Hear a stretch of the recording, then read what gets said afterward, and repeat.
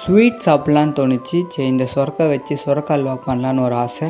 சொரக்காவை 2ஆக cut பண்ணி அதில் இருக்க தோலெலாம் சீவி உள்ளே இருக்க விதையெல்லாம் எடுத்துகிட்டு அதை நல்லா துருவி எடுத்து ஒரு பிளேட்டில் ட்ரான்ஸ்ஃபர் பண்ணி பார்க்குறதுக்கு எப்படி செம்மையாக இருக்குல்ல.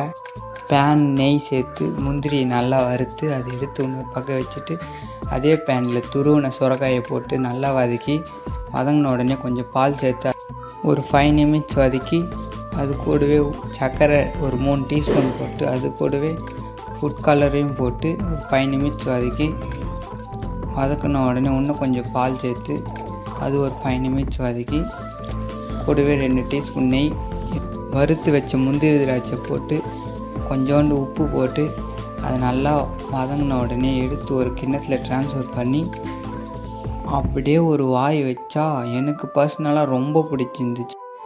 நீங்கள் சாப்பிட்டுருந்தா கமெண்ட் பண்ணுங்கள். அவ்வளோதான் இந்த வீடியோ.